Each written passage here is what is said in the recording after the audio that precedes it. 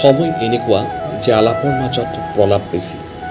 সময় এনেকুৱা য'ত ইতিবাচকতকৈও নেতিবাচকৰ গুৰুত্ব বেছি। বিনিময়ৰ যুগত মৰম, বন্ধুত্ব, বান্ধোন আদি শব্দবোৰো ক'ৰবাত যেন গুৰুত্বহীন হৈছে। বৃদ্ধ মাতৃক বুঢ়ী আখ্যা দি সন্তানে কৰা অৱহেলাই কৈ গ'ল বহু কথা। স্বাৰ্থ শেষ, মূল্যহীন হৈ পৰিল সম্পৰ্ক, এয়াই জীৱন। মনবোৰ কিমান মলিয়ন হৈছে, চিন্তাবোৰ কিমান ভেজাল হৈছে, তাৰেই এয়া প্ৰতিফলন। ফল এক অপমৃত্যু। চৌপাশে দেখা মানুহবোৰো ক'ৰবাত স্বাৰ্থ শেষ হ'লে আঁতৰি নাযায়নে? কিমান মানুহে আপোনাৰ ভাল সময়ৰ আলোচনা কৰে, কিন্তু খুদ বিচাৰি ঘূৰি ফুৰা মানুহ বহুত।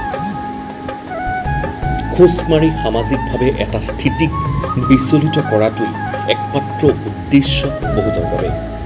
উপায় নাই, সময় এনেকুৱাই। এচাম লোক আছে যিয়ে নিজৰ স্বাৰ্থ সুৰক্ষিত কৰাৰ বাবে চিন্তা কৰোঁতে কৰোঁতে এটা সময়ত আপোন মানুহক লৈও স্বাৰ্থপৰ হয়, আৰু ফলত বহু বান্ধোনৰ ভাঙোনমুখী যাত্ৰা হয়। আৰু কেতিয়াবা সকলো শেষ হৈ যোৱাৰ পিছতো গমেই নাপায় যে ইয়াত কিবা এটা শেষ হৈ গ'ল। আৰু যোৰহাটৰ ঘটনাটোৱে এনে বহু কথাই কৈ গ'ল। ধন্যবাদ।